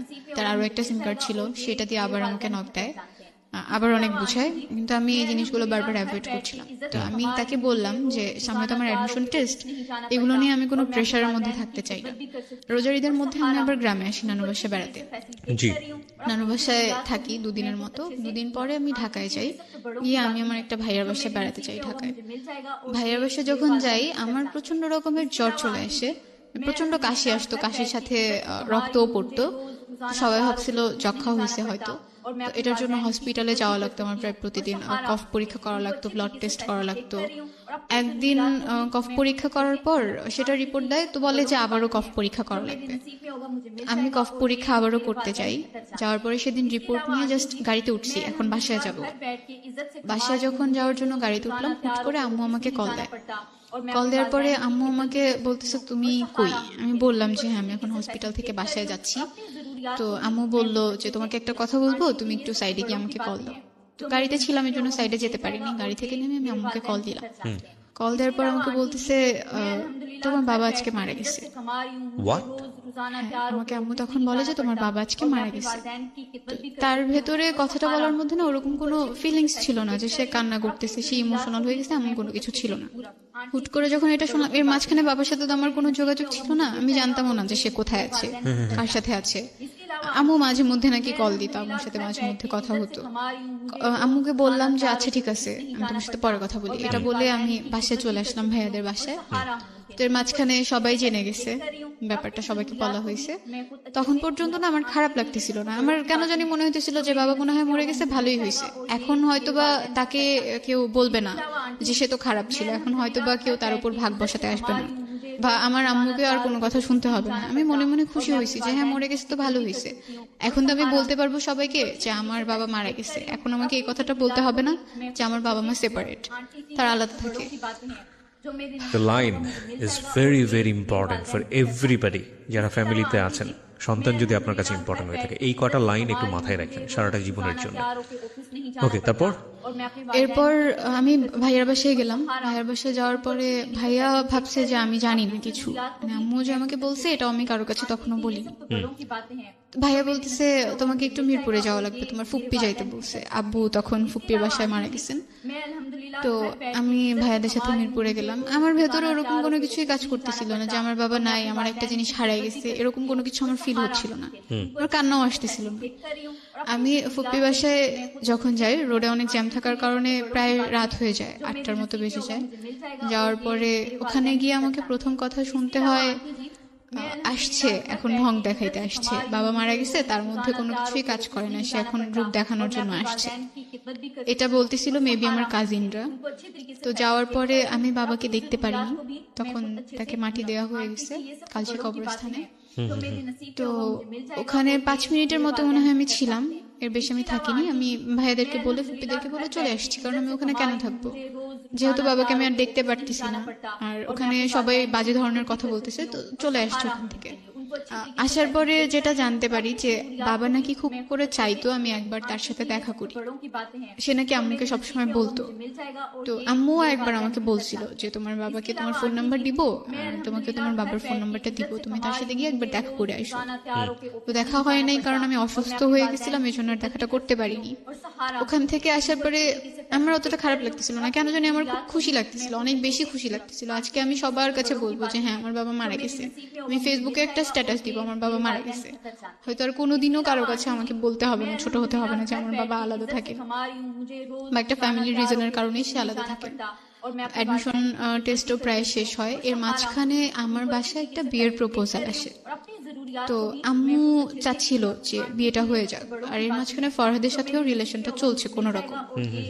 ওইভাবে কথা হতো না, মাঝে মধ্যে কথা হতো, মাঝে মধ্যে সে নক দিত, আর যখনই একটু ভালোভাবে কথা বলতাম তখনই সে আবার সেই বিয়ে, ফিজিক্যাল রিলেশনশিপ এগুলোকে টেনে নিয়ে আসতো। তো এই জন্য আবার 2-3 দিন পর কথা বলতাম, একসাথে কথা বলতাম না। তো আম্মু হচ্ছে যখন বিয়ের জন্য আমাকে প্রেশার দিচ্ছিল, আমি তখন আম্মুকে সবকিছু বুঝায় বলি, আমার যা যা বলার ছিল সবই বলি, যে না আমি পড়তে চাই, আমাকে পড়তে হবে, তোমার জন্য কিছু একটা করতে হবে। আর সোসাইটিতে এমন একটা জায়গায় গিয়ে আমরা দাঁড়াবো, তখন আমাদের পাস্ট টেনে কেউ আর আমাদেরকে কোনো কিছু বলবে না। তোমার ভাইটার কি অবস্থা হলো ওই সময়? ভাইয়া তখনও মালয়েশিয়াতে আছে। তখন মালয়েশিয়াতে? হ্যাঁ আচ্ছা। ওখানে আছে, ফোন দেয়, মাঝে মধ্যে কথা হয়। তো এর মাঝখানে ফরহাদ যখন আমাকে প্রচন্ড প্রেশার দিচ্ছিল, আর আমার ফ্যামিলি নিয়ে সে কন্টিনিউয়াসলি আমাকে এক একটা বলতো, আমি তখন ডিসাইড করি এই রিলেশনশিপটা আমি এনিহাও শেষ করে দিব, কন্টিনিউ করবো না। মানে ফ্যামিলি নিয়ে বলতো, মানে তোমার বাবা মার সেপারেশন নিয়ে এসে বলতো? সব সময় বলতো, প্রত্যেকটা কথায় কথায় আমাকে এই ব্যাপারটা নিয়ে কথা বলতো। তো এই জন্য আমি তার সাথে রিলেশনটা শেষ করে দিই একদম। তো এরপরে আমি অ্যাডমিশন টেস্ট দেই, আল্লাহর রহমতে আমার ঢাকাতে একটা কলেজে হয়ে যায়, ওখানে অ্যাকাউন্টিং এ ভর্তি হই। আম্মুর ব্যাপারটা যেটা আমি সবার কাছে এখনো পর্যন্ত বলি, যে আমার মা বাইরে থাকেন না, আম্মু ঢাকাতে থাকেন, এটাই বলি। আমি যখন ঢাকাতে স্টে করি, তখন যদি অপরিচিত কেউ আমাকে জিজ্ঞেস করে, আমি বলি আম্মু গ্রামে থাকেন, আম্মু আমার সাথে থাকেন না। এখনো যে আম্মু বাইরে থাকে এই ব্যাপারটা আমি কারোর সাথে শেয়ার করি না, মানে আমার কাছে খারাপ লাগে। আর এখনো মনে হয় যে আমি যদি এই কথাটা বলি, সবাই হয়তো আমাকে 1000টা প্রশ্ন করবে, কেন বাইরে থাকেন, কি সমস্যা, আর এইগুলোর উত্তর দিতে গেলে আমাকে আবার পেছনের কথাগুলো টানতে হবে। আমি এখনো কারোর কাছে বলি না যে আম্মু বাইরে থাকেন, আল্লাহর রহমতে সবকিছু ভালো ফাইন, চলছে। আমি জানি যে তোমার গল্পটা এখানে শেষ হয়ে যাবে, বিকজ তুমি এই জায়গাটাতে আছো। আমরা ইভেন 10-এর গল্পটাকে বড়ও করতে চাই না। যে লজ্জাটা তুমি তোমার মাকে নিয়ে পাচ্ছ, যদি প্রশ্নটা খুব রাফলি করি, কেন পাও? আমি মানুষের কথাকে ভয় পাই। আচ্ছা, মানুষ তোমাকে খাওয়ায়, তোমার না তোমার মা তোমাকে খাওয়ায়? আমার মা। তাহলে যেই মানুষরা তোমাকে একবেলা খাওয়ায় না, সেই মানুষের কথা লজ্জা পেয়ে লাভ কি? যেই মা তার সন্তানকে কাছে রাখতে পারেনি, পরের বিদেশে গিয়ে নিজের জীবনটা বাজি রেখে সারা জীবন কষ্ট করে এবং সংসারের ভালোর জন্য গেল, সংসারটাও হারালো, তো সেই মা তোমাকে রুটি রুজি করে খাওয়ায়, জি তাই না? তোমার ভবিষ্যতের জন্য চিন্তা করে, চাইলে তার একটা বিয়েও করতে পারতো, করেও না, জি। মানুষের বাসায় গিয়ে খুব কষ্ট করে কাজ করে বিদেশে। তো সেই মায়ের পরিচয় দিতে তুমি লজ্জা পাও, এটা কি ঠিক হচ্ছে? আমি তোমাকে খুব স্ট্রেটলি কোশ্চেনগুলো করছি, কারণ আমি জানি যে বাংলাদেশে অনেক সন্তানরাই এটা করে, এবং অনেক কৃষকের সন্তান আছে যারা অনেক বড় বড় অফিসার হয়, কিন্তু তারা বলতে লজ্জা পায় যে আমার বাবা কৃষক ছিল। এটা আসলে ওদের দোষ না, এটা আসলে সমাজের দোষ। কিন্তু কথা হচ্ছে যে পাল্টাবে কোত্থেকে? কেউ যদি শুরু না করে পাল্টাবে কোত্থেকে? তো কাউকে না কাউকে তো শুরু করতে হবে। তোমার বয়স এখন 17, তুমি কাদামাটির মতো আছো। তুমি যদি লজ্জা পাও, এটা তোমার ভুল ধারণা। তোমার ভেতরে কিন্তু বিবেক আছে, কারণ যে ছেলেটা তোমাকে বারবার বিয়ের চাপ দিচ্ছিল, তুমি তাকে বিয়ে করে একটা সুন্দর জীবন বেছে নিতেই পারতে। আমি জানি না জীবনটা সুন্দর হতো কিনা, বাট বলার জন্যই বলছি। তো তুমি সেটা করনি, কারণ তোমার বাবা মাকে নিয়ে তারা সে খোটা দেয় বা তোমাদের তো তুমি একটা খুব রাফ একটা ডিসিশনে এসছো, যেটা তোমার জন্য কঠিন ছিল। তার মানে তোমার মধ্যে তো বিবেক বোধ আছে, তুমি একই বিবেকটা এই জায়গাটা একটু কাজে লাগাও। তোমার বাবা যদি কোনো ভুল করে থাকে সেটা তার, কিন্তু তুমি তো তার পরিচয়টা অস্বীকার করতে পারো না। অফকোর্স পারো না। এক, 2 নম্বর হচ্ছে যেটা যে তোমার মা যে পরিশ্রমটা করে যাচ্ছে সেটাকে তোমার খুব প্রাউডলি বলা উচিত, আমি যেটা মনে করি। সো আজকের এই অনুষ্ঠান থেকে তোমার জন্য শুধু একটা কথাই বলা, সন্তানদের জায়গাটা থেকে, বাবা মা যে অবস্থায় থাকুক না কেন, সে যত বড় ভুলই করুক না কেন, সেই জায়গাটাই তুমি বিচারকের আসনে যেতে পারবে না। সেটা রাইট ধর্ম আমাদেরকে দেয়নি, এবং আমাদের সিস্টেমের জায়গা থেকেও আমরা সেটা করতে পারি না, কোনোভাবেই পারি না। তো আমার মনে হয় তুমি তোমার এই ভুলের জায়গাটা থেকে বের হয়ে আসো। আজকের এই গল্পটা থেকে প্রিয় শ্রোতা, বিশেষ করে ব্রোকেন ফ্যামিলির সন্তান যারা আছেন, তাদের যে কষ্টটা, সেটা আসলে আমরা আমাদের জায়গা থেকে বুঝতে পারবো না, যারা আছে তারাই জানে। আমাদের সমাজটা রাতারাতি পরিবর্তন হবে না, এটা কাউকে না কাউকে পরিবর্তনের জায়গাটা থেকে এগিয়ে আসতে হবে, তাহলেই হয়তো পরিবর্তন হবে। আমরা ছোট ছোট ভূমিকা রাখলেই হয়তো সুন্দর হবে। কিন্তু একটা জিনিস দেখেন, আমি যত কিছুই বলি না কেন, এই অনুষ্ঠানটা কজনই বা শুনছি বা কজনই বা ইন্সপায়ার হবে, কিন্তু আমাদের বাস্তব চিত্রটা তো এটাই, যে স্ত্রী বা একজন নারী যখন বিদেশে কাজ করেন, আমরা সেটাকে ভালো চোখে দেখি না, আমাদের সমাজ সেটাকে ভালো চোখে দেখে না। নট অনলি দিস, সেপারেশন যেটা চলে আসলো এদের মধ্যে, এই কাজের শুরুটা থেকেই তো হলো, তাই না?